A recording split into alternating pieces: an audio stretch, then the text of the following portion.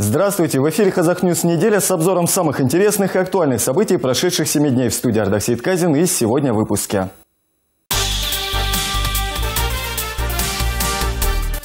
Конвейер смерти миру. Во всем мире угрожают террористы под флагом исламского государства.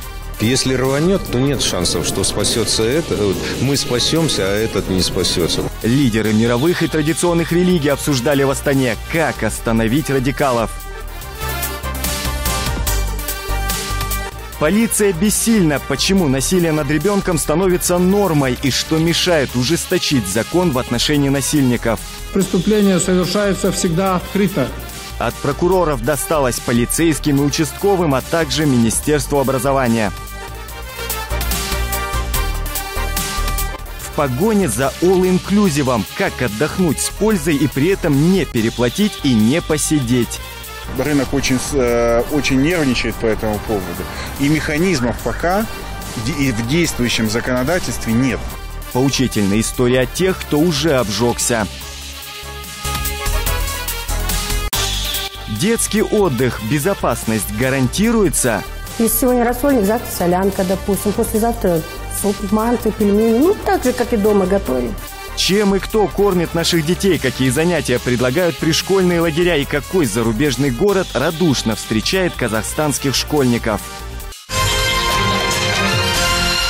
В Астане на неделе состоялся 14-й съезд лидеров мировых и традиционных религий. Он стартовал, как обычно, с речей, в которых отмечалась значительная роль Казахстана и его президента в деле установления мира и согласия. Но позже в обсуждениях зазвучали и тревожные нотки. Растущую угрозу миру во всем мире, вопреки неоднократным встречам религиозных лидеров, отметили, например, представители арабского мира. Одна из главных причин беспокойства – пресловутый ИГИЛ. Карта мира глазами боевиков ИГИЛ – это исламский халифат на огромной территории. При этом халифат, о создании которого объявили боевики, должен простираться от Средиземного моря до самого Персидского залива. И все это за какие-то 5 лет.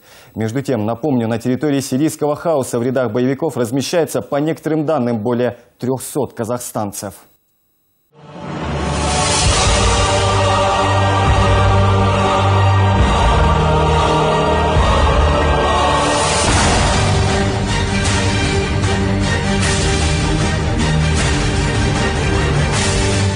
Чем молодежь привлекает своеобразная субкультура террора? Только за последние 2 года ряды исламского государства пополнили 20 тысяч иностранцев. А всего на стороне боевиков Сирии воюют более 70 тысяч наемников. Из них 5-7 тысяч выходцы из стран СНГ. Финансирование из Саудовской Аравии, инструкторы из США и Великобритании. ИГИЛ стал главной темой на прошедшем 5-м съезде лидеров мировых и традиционных религий. Мир перестал поддерживать слабого. Мы сегодня дали дорогу проявлениям несправедливости, и, наверное, поэтому возник Даиш. Кто входит в Даиш? Это те, кто сегодня хотят нарушить мир. Их поддерживают определенные силы. 5 лет назад Даиша не было, но мы не смогли противостоять преступлениям, и это дало возможность развивать Даиш тем, кто стоит за ним. Наибольшее число наемников поступает из Туркменистана, Азербайджана и Казахстана. По некоторым данным, более 300 граждан нашей страны с оружием в руках отстаивают идею всемирного халифата. Пропагандистская работа в ИГИЛ налажена очень четко. Законные правительства, как ни стараются, ей уступают. Быть может, только пока. Земля не делится на часть, где могут обитать там экстремисты и террористы, а в другой только люди с белыми крыльями, да, за спиной. Она для всех одна. То есть, хотите сравнить это с лодкой, хоть не знаю, с чем угодно, с самолетом, в котором мы все летим, да, то есть нет шансов. Если рванет, то нет шансов, что спасется это, мы спасемся, а этот не спасется. То есть мало не покажется всем. Уже стало традицией, что лидеры мировых и традиционных религий раз в 3 года собираются в Астане, во Дворце мира и согласия. Как отметил Нурсултан Назарбаев, происходит все больше военных внутренних конфликтов, в которых стороны активно используют фактор религиозной принадлежности людей. Боевики намеренно разрушают объекты культурного наследия, а в интернете постоянно появляется видео, как боевики ИГИЛ публично казнят приверженцев других религий, журналистов и волонтеров. Попытки использовать ислам для оправдания любых форм экстремизма, терроризма кощунственны. В это сложное время призываю всех религиозных деятелей удвоить призывы к своей пастве о мире, согласии, толерантности и прощении. Любой народ жив и велик до тех пор, пока умеет ценить и сохранять единство. Народ Казахстана един благодаря своей мудрости. И слава и сила бессмертия нашего народа в дружбе, взаимопонимании, согласии, единстве, толерантности между всеми религиозными конфессиями. Генеральный секретарь Организации Объединенных Наций также выразил мнение: лидеры мировых и традиционных религий встречаются именно в то время, когда нуждаются в диалоге больше, чем когда-либо. По словам Пан Ги Муна, сегодня мир находится на стадии переходного периода. И именно сейчас, когда наступили неустойчивые времена, религиозные лидеры могут служить в качестве клея, основанного на ценностях. Это должны понимать и политики. Во всем, что мы делаем, мы должны также уважать международное право и должны соблюдать фундаментальные свободы. Лидеры и те, кто принимает политические решения, должны признавать эту важную правду. Чем больше пространства для демократии и фундаментальных свобод, тем меньше возможностей для экстремизма и насилия. Мы должны открыть наши глаза, открыть наши уши и наши сердца для тех, кто придерживается различных религиозных убеждений, и должны соблюдать, уважать права всех религиозных сообществ, особенно тех, которые являются в меньшинстве. Наш вызов – это выйти за пределы понимания толерантности или просто признания того, что другие тоже существуют. Что противопоставить религиозному экстремизму и терроризму? Один из основных постулатов – поиск путей взаимодействия между религиозными деятелями и политиками. Об этом, в частности, сказал представитель Госдепа США, самоотверженно вышедший к духовным пастырям. У дипломатов должна быть храбрость, чтобы взаимодействовать с религиозными лидерами или религиозными сообществами, очень внимательно и чутко прислушиваться к их мнению и подходить с открытым сознанием к различным вопросам, которые обсуждаются и являются актуальными на самом глубоком уровне, для того, чтобы формировать свою политику должным образом. Завершился съезд лидеров мировых и традиционных религий речью Нурсултана Назарбаева. Он предложил создать в Астане музей мира и согласия, а после учредить специальную премию. Нам важно, я думаю, поощрять всех, кто радеет за диалог религии и культур, всех, кто создает высочайшие образцы духовности, толерантных отношений между религиями и этносами, всех, кто проявляет заботу о развитии межконфессионального диалога.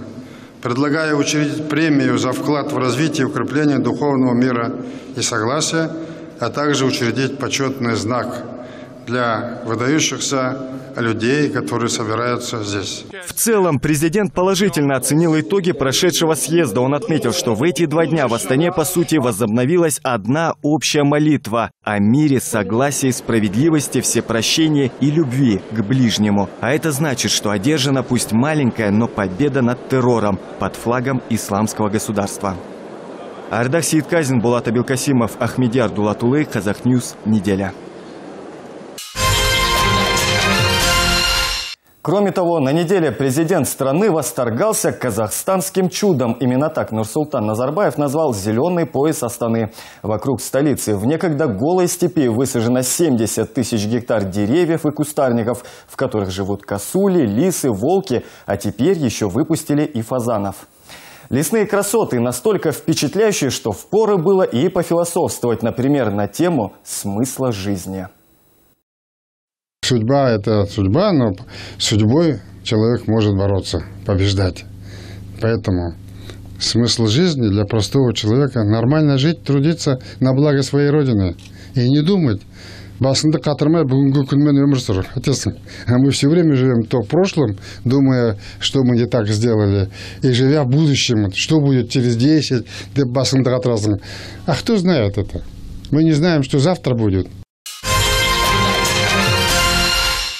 Пока глава государства рассуждал о вечном, руководство фонда Самрук-Казына беспокоилось о материальном. На неделе в Астане состоялся круглый стол, посвященный трансформации фонда. Так вот, в ходе мероприятия выяснилось, что сотрудники квазигосударственного сектора недовольны своими зарплатами.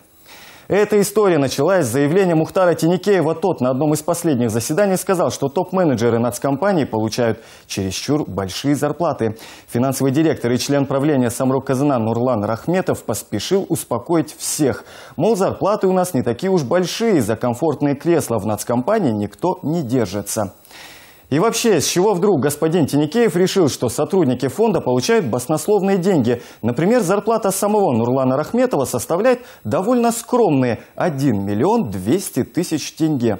Ежемесячно, разумеется. И этот оклад на минуточку не менялся целых 6 лет. Обращаюсь к господину Тинекееву официально через СМИ. Он же сказал, что он найдет нам людей, которые гораздо на меньшую зарплату будут работать.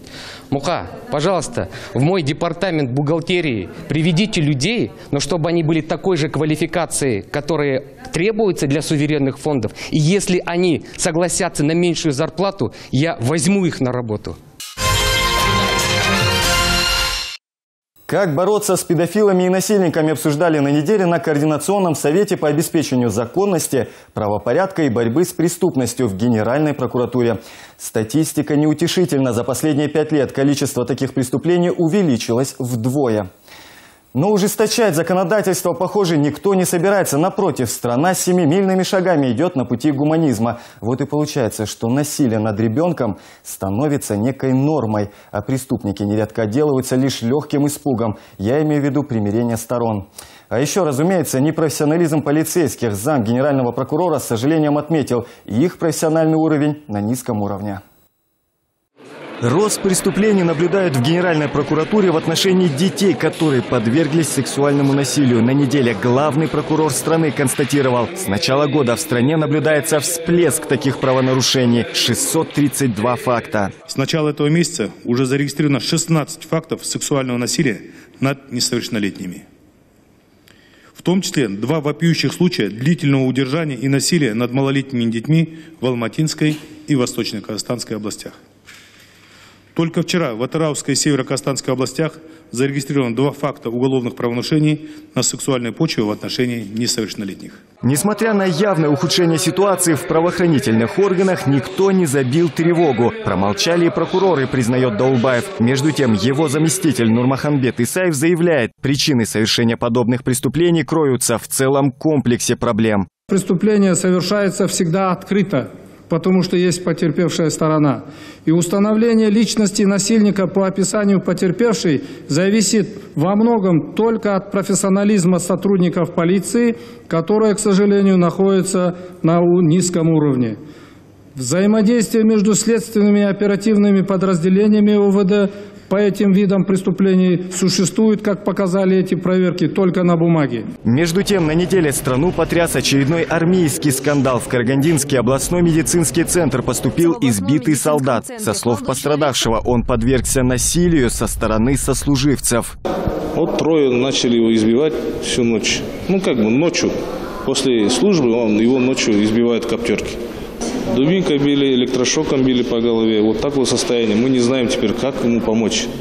Возможно, не исключается, да. Потому что со слов больного, якобы, опять-таки это предварительно, со слов больного сказано, что он 18 по 20 числа якобы избирался с старослужащими в своей части. Да. Впрочем, не только негативом была заполнена новостная лента прошедшей недели. Казахстан готов выполнить все требования для проведения зимней Олимпиады в Алматы в 2022 году. Об этом заявил представитель нашей страны Андрей Крюков в Лозанне. По словам членов нашей делегации, Казахстан потянет экономически столь затратное мероприятие, и кризис нипочем. Мы будем считать каждый цент. Работа на ближайшие 5 лет определена. Что касается второго вопроса, то на Олимпийские игры уйдет только 0,3% от ВВП. Это не очень большой бюджет, потому что стабильность нашей экономики позволяет. Абсолютно неожиданно на неделе разрешился курьезный случай с недавнего ЕНТ. Девушке, чей возлюбленный решился сдать за нее экзамен, переодевшись в женскую одежду, предоставили грант на бесплатное обучение. О нашумевшем инциденте узнали в Турецкой академии туризма. Раз она пошла на такое ради того, чтобы набрать нужное количество баллов на ЕНТ, значит, ей это действительно нужно, значит, она хочет получить достойное образование. Поэтому мы решили дать ей возможность бесплатно учиться в нашей академии. Обычно такой шанс предоставляется успешным детям, победителям олимпиад и отличникам учебы. Но в этот раз мы решили сделать небольшое исключение из правил. Еще одна бомба интернета. Очередной скандал с госсимволом. На неделе в соцсети облетела фотография, на которой изображены рабочие, складывающие мусор в национальный флаг. Сотрудники акимата Шымкента оперативно разыскали главных героев фотографии. В настоящее время установлено, что мусоровоз с государственным регистрационным номером 844H13 принадлежит ТО «Бегаслсервис». В связи с этим случаем акиматом города Шымкента дано поручение управлению внутренних дел выявить и привлечь к ответственности виновных лиц. А наказание им грозит следующее: штраф в размере до 2000 месячных расчетных показателей, либо ограничение свободы сроком до 2 лет. А главным ньюсмейкером последних дней, пожалуй, является компания Travel System. Крупнейший туроператор Казахстана объявил о приостановлении своей деятельности. И тут, как говорится, пошло-поехало. Кто будет возвращать деньги туристам, которые вылетели в Турцию, и тем, которые проплатили путевки на много месяцев вперед? Эти вопросы волновали людей, но ответа не последовало. Страховые компании смогут помочь лишь десяткам из сотен. Заблаговременная покупка путевки обеспечивает спокойствие за предстоящий отдых. По крайней мере, именно так посчитала Марина Солодилова и в очередной раз обратилась в турагентство за несколько месяцев до отпуска. Тур выбран, цена устроила, договор подписан. Но незадолго перед долгожданным вылетом ей позвонили с турагентства. Подошло время нашего отъезда. Выясняется такая ситуация, что разорился какой-то крупный туроператор, то есть Travel System. И теперь оказывается, что наше агентство должно заключать по новой все договора с отелем, покупать билеты и так далее. Ну и самая неприятная ситуация в том, что нас при этом обязали доплатить. Один из гигантов на казахстанской арене туризма за много месяцев продал 1000 туров в такие страны, как Турция, Чехия, Египет и другие. Компетентность компании не вызывала сомнений. Тем не менее, в один прекрасный день Travel System объявил себя банкротом. Учредитель скрылся за границей, накопив нехилую сумму долгов – $2,5 миллиона. Буквально за неделю о том, как авиакомпания Travel System объявили себя банкротом, руководитель компании Tengri Travel System Хан Роман Миронович собрал собрание, собрал все агентства города, объяснив ситуацию тем, что он, нашел финансирование, что у него все хорошо, летать он дальше будет. И уверил все компании, что полеты в летнее время будут продолжаться. На этой встрече также были представители компании Air Astana, которые также подтвердили это все, что финансовые гарантии они получили. Оплата за полеты у них тоже есть. И буквально не пройдя недели, то есть туроператор Tengri Travel System объявляет себя банкротом. Компании On Travel, Алмастур, Гульнартур – все они завершили свою деятельность по аналогичному сценарию, а пострадавших от такого далеко не хэппи-энда не счесть. Уже вторую неделю мы не можем ни с одной страховой компанией перезаключить договор ГПО. Оперируют страховые компании тем, что данный вид деятельности входит в большую зону риска, это раз. Сейчас в данное время я просто вынуждена оплачивать поездки своих туристов, которые были ранее забронированы по акции ранее бронирования из собственного кармана и собственных средств. Я больше заключать договоры на раннее бронирование с турагентами не буду, потому что этот обман может выявиться в любом случае. Мы едем отдыхать, и вообще в нашей жизни полно других стрессов и непредвиденных ситуаций, чтобы их еще повторять за свои собственные деньги. Очередной коллапс предвещали и чиновники. В преддверии отпускного сезона они будто расписались в собственном бессилии. В туризме нынче правят рыночные отношения. Нет, это жизнь, это бизнес. Естественно, какие-то меры правительства принимаются сейчас для страховки от таких случаев. Банальный прогноз сделали и сами участники туристического рынка, исходя из опыта предыдущих лет. И предложение не испортить отдых туристов хотя бы в следующем году активно выносится на уровень правительства. О возможности истребовать долги из страховых компаний, это возможно, и это делается, но по практике только 1/5 часть а зачастую страховые компании могут погасить в рамках своего полиса. Поэтому, конечно же, рынок очень нервничает по этому поводу.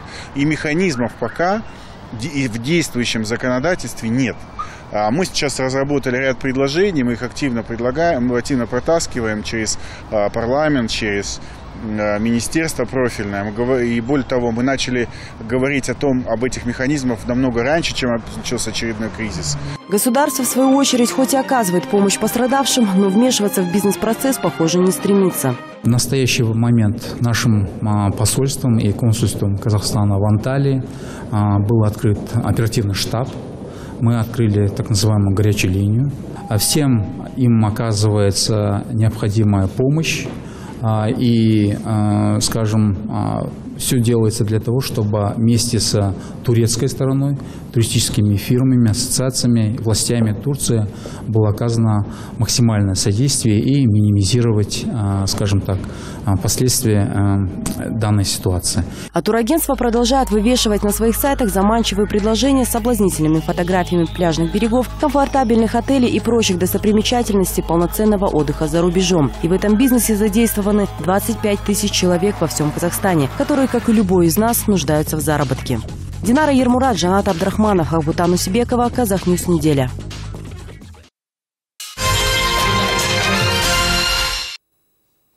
Детский отдых. Вот эту сферу кризис, кажется, нисколько не коснулся. Заботливые, зажиточные родители отправляют своих чад за рубеж. Остальным приходится довольствоваться пришкольными лагерями. А там, как выяснилось, дела обстоят не так уж и плохо. Дети сыты и заняты, а это, как ни крути, самое главное.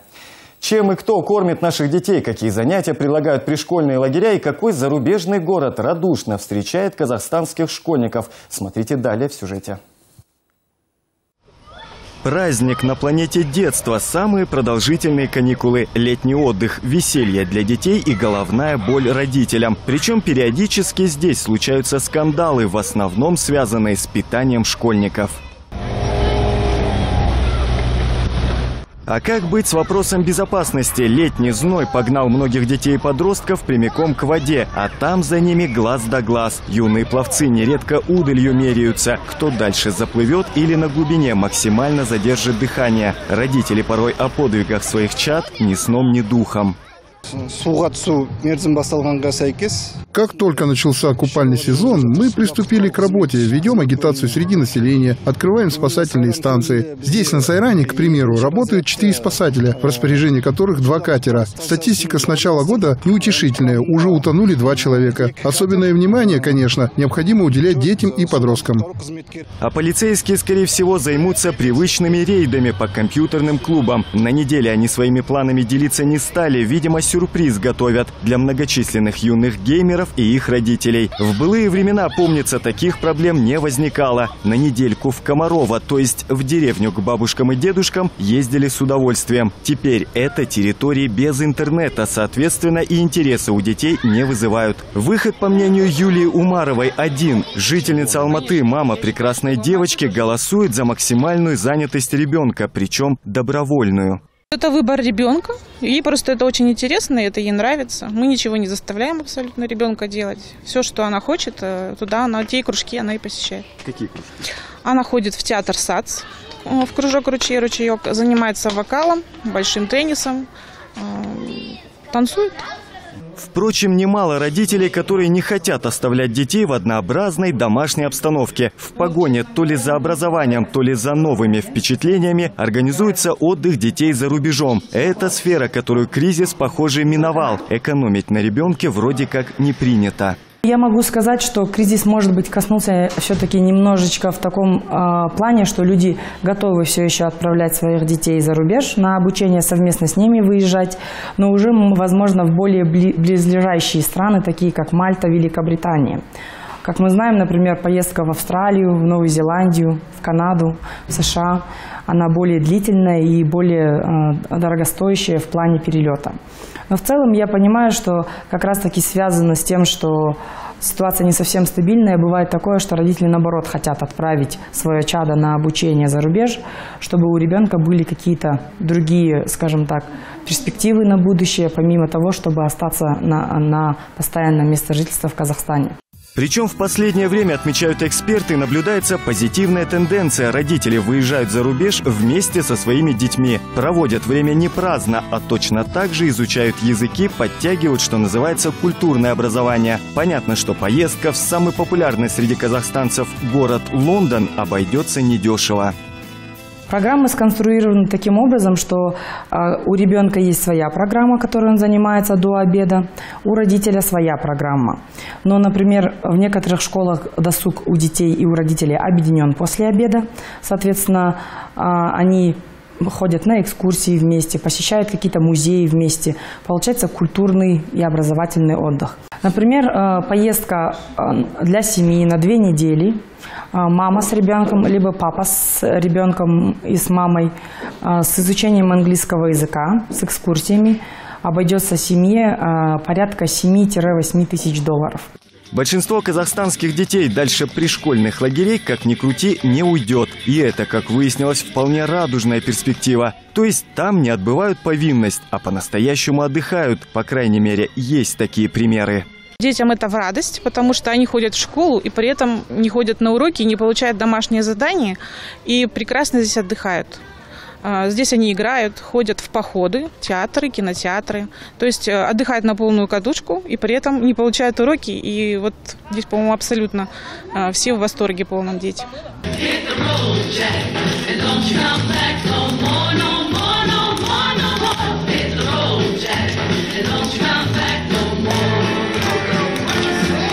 Распорядок дня расписан буквально по минутам. Опытные педагоги, видимо, также голосуют за максимальное разнообразие. Еще бы, попробуй нынешнее поколение чем-то удивить. Сегодня это удалось. Гончарная мастерская появилась прямо на школьной территории. И пусть получается у детей далеко не все, но они, быть может, впервые забыли про социальные сети и пресловутые стрелялки. На вопрос, что интереснее, Майнкрафт или гончарная мастерская, отвечают без раздумий. Мне кажется, гончарная мастерская. Мастерская интереснее, чем игра? Да. Я уже давно перестала играть в игру. У нас, короче, очень... Когда... А что нам говорили? Ну, нам показывали очень классное, даже на видео. То есть ты собираешься все-таки подучиться, да, этому мастерству? Звезду, может быть. О, я еще что-то... Мы пытаемся нарисовать звезду. Мы вот так будем сделать. Делать. Ну, видимо, получается, да? Да. Видимо, вот сейчас гипноз будем делать. Гипноз. И в гипнозе внутри дырки будет звезда. У нас не получается сделать разные фигурки, только получается сделать кружки разные. Ахиллесова пята пришкольного отдыха, по мнению многих специалистов, это питание. Потому наша съемочная группа решила заглянуть и в столовую без предупреждения. Никакого специального меню для телевидения. Это действительно рядовой день и рядовое меню. Дело в том, что мы же кормим как по меню, а так, если вот именно что дети в основном едят, то стараемся готовить разные блюда каждый день. Если сегодня рассольник, завтра солянка, допустим, послезавтра суп, манты, пельмени. Ну, так же, как и дома готовим. То есть ничего не приедается? Нет, конечно. Итак, мы находимся в Святая Святых, в столовой. Здесь детям предлагают первое традиционно, второе, салат, естественно, компот. И сами повара сегодня настояли на том, чтобы мы продегустировали блюдо. Конечно, отказаться было нельзя. Итак, дегустация.